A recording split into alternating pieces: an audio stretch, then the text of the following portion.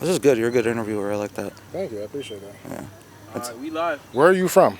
I'm from here. I'm from Syracuse, New York. What are 3 emotions that you would use to describe your music? Despair, but also like poetic poetry and beauty. I did LSD with faces framed in ancient paintings. They told me things about this earth that were straight amazing. I did 2 tabs. One had told me that it prayed that saved me. I was facing 80s, hoping death would bring me safety. All right. But it never did. A lot of lonely nights had taught me what self-hatred is. Even the angel sent to guard me would take opiates, roll a spliff, and then contribute to my hopelessness.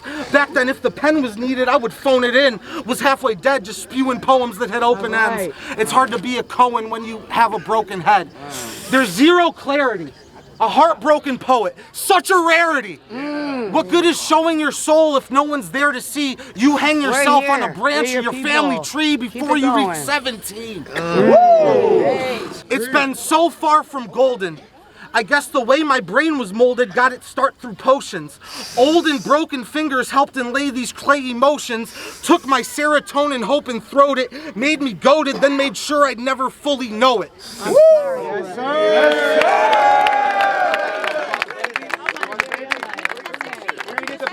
Poetic, despair, and beauty.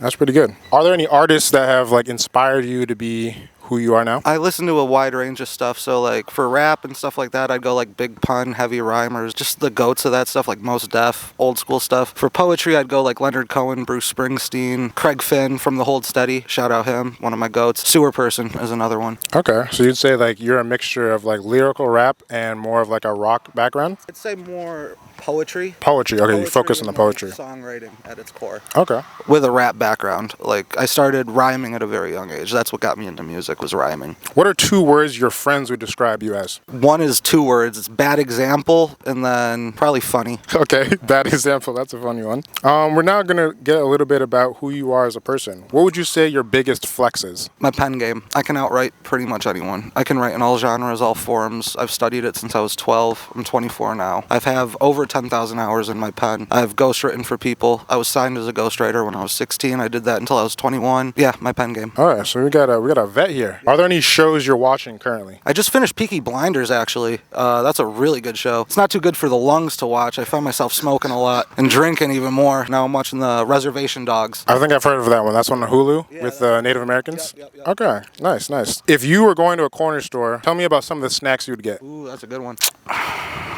I gotta get, first alcohol's gotta come first. I gotta get a few Natty Daddies. Get you right. $1.50, 8% alcohol. What are we talking about here? Then I'm gonna hit the Flamin' Hot Doritos. Those have been in my wheelhouse now. That does hell to your stomach though. That's a bad combination. If we're going candy, I'm gonna go Twix, Kit Kats, all that good shit. Then maybe one of those like pre-made ice cream cones. That's some fire right there. All right, bet. Would you say you have a secret talent? If you do, other than clearly your pen, what would it be? Fuck. Fucking or? It could be fucking. I could be. I'm a undercover fucker, dude. Like you wouldn't look at me. I'm built like a scallop. You wouldn't really know that I get in there like that, but I do.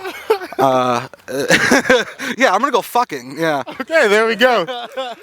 Everybody who sees this. Eating pussy. That's what my talent, dude. Okay. Ladies, here we are. If you got a free order from DoorDash, what are you gonna get? You know what? I would go Tully's tenders, Tully's chicken tenders. Let's go. Okay, I've heard those are pretty good. What would your advice be to your younger self? Don't do drugs. You're gonna have a heart attack at 21, so don't do that. Yeah, stay away from drugs and women.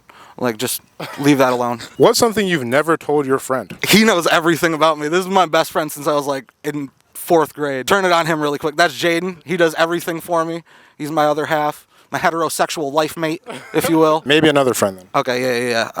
I'm a very passionate reader. I love reading, just all books. I've been reading a lot of philosophy, a lot. Do you think that like plays a part into your rhyme schemes or your poetry? I feel like to be a good writer, you have to be able to look internally. You have to be able to know yourself, know your flaws, know what's driving you to do what you're doing. You can't crave fame. You can't crave any of that. You have to make art that is for you. You have to do that, or else you're disrespecting art itself. Philosophy does tie into a lot of that. You just have to be present. You have to be right there. That was very poetic. You were talking about eating a lot of pussy. Let's find out what your Riz game's like. What's your type? Anything, dude. Older women, especially. Oh, older women. Like, how old are we talking? The one who flew out to see me was 33, right? Yeah, she's 33. So I'm going to go like mid-30s. We're going to go late 50s on that one. Okay, wait. I need the story. You said an older woman flew out to come see you. Twice. Okay, how'd you meet this person? Twitter. Oh, okay. He's active on the bird, or X as we call it now. Active on the NSFW side for real. She's one of the top OnlyFans BBW models. Slid in the DMs, rizzed her up, you know, poetic as always. She flew out to see me on her own dime, put us up in a hotel room, paid for everything. That's my biggest flex, actually. You asked me. Okay. I need to hear this guy's bars after this, actually. When you're not going after like older women, use MILFs, and say you're in the car on the night drive, the baddie, what song are you putting on? Fuck, you got me here, dude. January 14th by Sewer Person. I feel like I'm Bateman. She on Xanax at our dinner date. That's a crazy lie. Shout out Sewer Person. You're the reason I write how I do. Do you have any relationship red flags? Oh yeah, if you're friends with your ex, you're fucking cringe, dude. If you're actually friends and like you won't block them, like you're weird. I'm not gonna ask you to block them, but you just shouldn't be talking to them. Also, if you kill bugs indiscriminately, you're a dick. Like if we're walking and you just step on an ant, I fucking hate you. Or if you're mean to service people, like waiters and waitresses, you're a cunt. Do you have anything to say to your ex that we're talking about exes? We were both toxic, but we were all that we really had, so I'm really sorry for the things I did, and I know you're sorry for the things you did, and I hope you're happy with your husband. Wow, okay.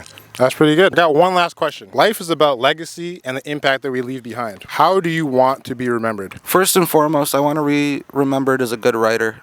I want my words to have had an impact on at least a few people, even if it's like one person. Literally one person heard my song and was like, hey, this is some fire. And I want to be respected by my peers, other songwriters. I studied battle rap growing up. One of my favorite lines Soul did, he said, when you rap, they react. When I rap, the rappers do. That was my whole fucking thing. Like, that's what I want. I want the people that are good with their pen to respect mine. And then just to be a good person. There's a lot of great people, but there's not a lot of good people. So I want to be a good person. That was beautifully put. Thank you. Of course. It was nice.